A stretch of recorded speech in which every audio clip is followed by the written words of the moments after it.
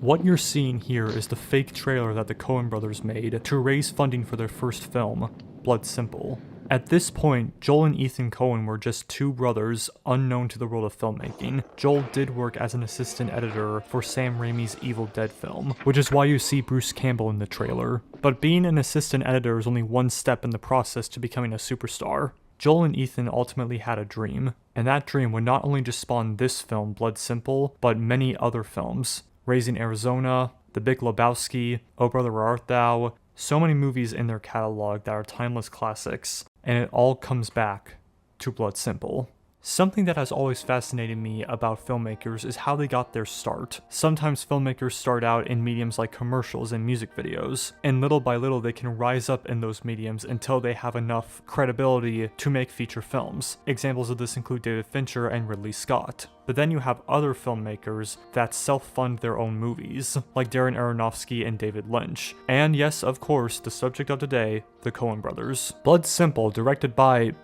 Joel Coen. Well, technically it's the Coen Brothers, but there was a law at the time by the Directors Guild of America that only permitted one director's name per film. So that's why it says Joel Coen and not the Coen Brothers. The movie is about a love triangle that revolves around three characters: Abby, her lover Ray, and her husband Julian, who also goes by the name of Marty.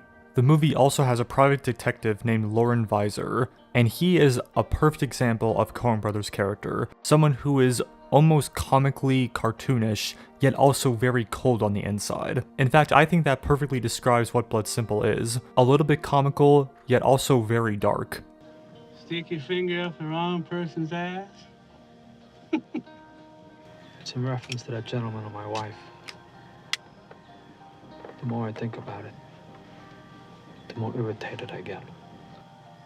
You want me to kill him? Another character in the movie is the state of Texas itself. The wide open landscapes of Texas almost acts like an existential void for the characters, almost as if people are free to act but without consequences, at least at first. It's almost as if the film doesn't just happen in Texas, but it happens because of Texas. This also establishes the Coen Brothers' tendencies of making a setting as a character. Well, what I know about is Texas.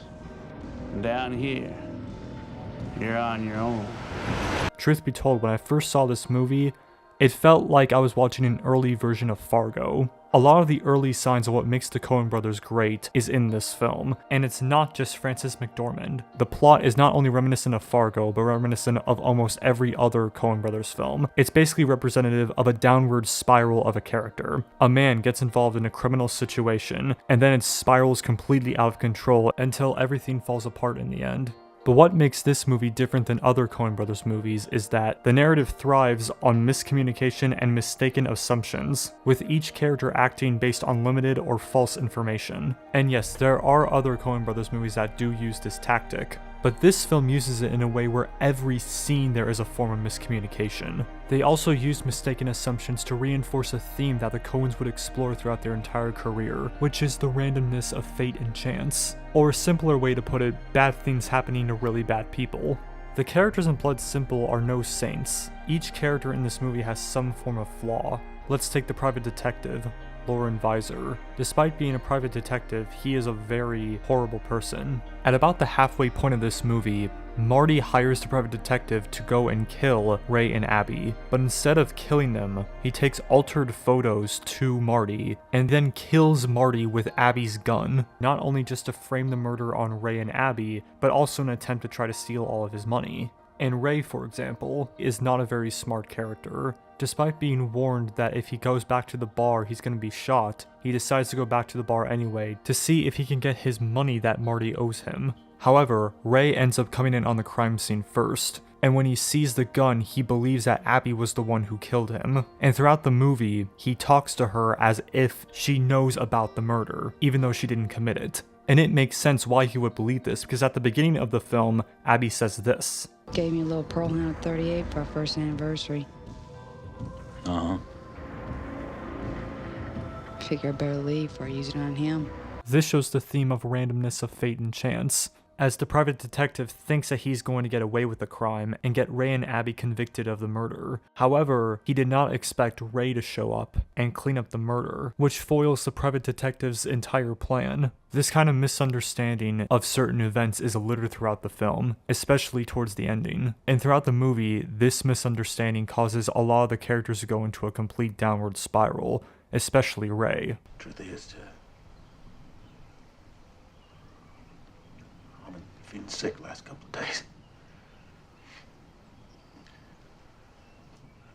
Can't sleep. Can't eat. Now that we've gone over the story, let's go over the production and how this movie was made with a limited budget.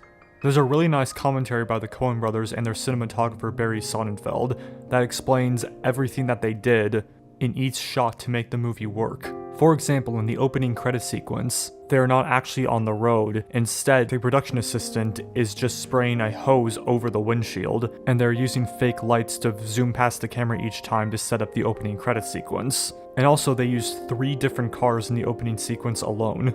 What I also love about this commentary is that Sonnenfeld is constantly talking about slight lighting mistakes that he made that may not be noticeable to a person when they first watch the movie, but to Sonnenfeld, it's almost like he just instantly knows that there was a mistake made, even years after he did the movie. And then well, this. yeah, but he's motivated by this light, and Getz is motivated by a light that's off camera that's giving him a different color. And also, something I've noticed throughout watching this film is that the Coens are definitely doing experimenting. Experimenting with transitions, experimenting with camera movements, experimenting with lighting and cinematography. Basically everything in this movie feels like the Coens are trying to find their voice visually. And as someone who has made short films in the past, I definitely relate to what they're doing in Blood Simple. One of my favorite shots in Blood Simple is during a bar scene. The camera dollies on a bar table and seemingly just jumps over a drunken man. We had dolly tracks here and armed a piece of wood over the table and the camera's facing that way. That's just some of the really creative strategies that the Coen Brothers used to make this film work. And it all paid off in the end, as the film won the Grand Jury Prize at the Sundance Film Festival in 1985, and Joel Coen won Best Director at the first Independent Spirit Awards, with M. Emmett Walsh winning Best Actor for his role as Lauren Visor, the private detective. The film was also screened at the Cannes Film Festival and Toronto Film Festival. The film has become a staple of independent cinema, not just because of the way it was funded and the way it was filmed, but because of the way that it shaped the Coen Brothers' career, from indie darlings to mainstream cinematic heroes.